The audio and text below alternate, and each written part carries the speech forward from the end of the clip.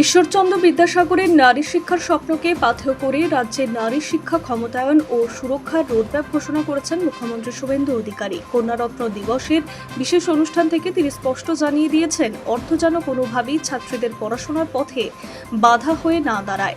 সেই লক্ষ্যেই 2027 সালের শিক্ষাবর্ষ থেকেই কন্যাদের আর্থিক সহায়তায় 1000 টাকা থেকে বাড়িয়ে দ্বিগুণ অর্থাৎ 2000 টাকা পর্যন্ত ঘোষণা করেছেন মুখ্যমন্ত্রী। কেন্দ্র ও রাজ্যের সমন্বয়ে বেটি বাঁচাও চালু 181 হেল্পলাইন চালু করা হয়েছে। আনুষ্ঠানিকভাবে বক্তব্য রাখতে গিয়ে মুখ্যমন্ত্রী জানান, পঠন পাঠনের মাঝে বন্ধ হয়ে যাওয়া একদম ঠিক না এবং মেয়েদের নিরাপত্তা নিশ্চিত করতে নতুন সরকার একাধিক পদক্ষেপ নিয়েছে। বুধবার আনুষ্ঠানিকভাবে রাজ্যের কেন্দ্রীয় প্রকল্প বেটি বাঁচাও বেটি পড়াও স্কিম এবং নারীদের জরুরি সহায়তায় 181 হেল্পলাইন সার্ভিস যুক্ত করা হয়েছে। মুখ্যমন্ত্রী নতুন প্রজন্মকে অনুপ্রাণিত করে বলেছেন, আমাদের দেশপ্রেম ও জাতীয়তাবাদের জাগরণে দেশের কন্যারা আগামী দিনে মা মাতঙ্গিনী হাজরার আত্মত্যাগের ভূমিকা গ্রহণ করুক, এটাই চাইব। রাজ্যের দায়িত্ব নেওয়ার পর প্রথম পেশ হওয়া 8 মাসের বাজেটের প্রসঙ্গে মুখ্যমন্ত্রী বলেছেন, চলতি বছরে 20,13,000-এরও বেশি ছাত্রী সরকারের নির্ধারিত অনুদান পেতে চলেছে। বিদ্যালয়গুলিতে প্রাথমিক যাচাইকরণের পর প্রথম ধাপে 10,13,000 ছাত্রীদের জন্য বরাদ্দকৃত 400 কোটি টাকা সরকারি প্রকল্প হস্তান্তরের প্রক্রিয়া শুরু হয়েছে।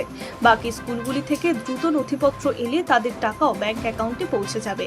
একই সঙ্গে কলেজ ও বিশ্ববিদ্যালয় ছাত্রীদের জন্য উচ্চশিক্ষা মাঝপথে যাতে বাধা হয়ে না দাঁড়ায়, তার জন্য এককালীন 50,000 টাকা আর্থিক সহায়তা দেবে, এমনটাই বলেছেন মুখ্যমন্ত্রী।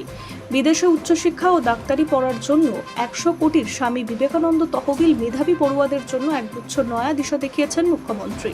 স্কুলে 60%-এরও বেশি নম্বর পাওয়া ছাত্রছাত্রীদের জন্য প্রচলিত স্বামী বিবেকানন্দ মেরিট স্কলারশিপ চালু করার কথা যেমন বলেছেন, তেমনি বিদেশে পড়াশোনা করতে যাওয়া কিংবা জাতীয় স্তরে প্রতিযোগিতামূলক পরীক্ষায় উত্তীর্ণ হওয়া ডাক্তারি সহ অন্যান্য উচ্চশিক্ষায় যোগ দেওয়া শিক্ষার্থীদের সহায়তার বড় সিদ্ধান্ত নিয়েছেন তিনি।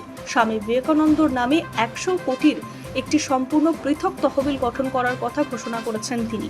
নতুন সরকারের 100 দিন অতিক্রান্ত করার পর প্রশাসনিক ব্যবস্থায় নানাবিধ সমীক্ষা ও পর্যালোচনার প্রক্রিয়া চালিয়ে যাচ্ছেন মুখ্যমন্ত্রী। Hi news network.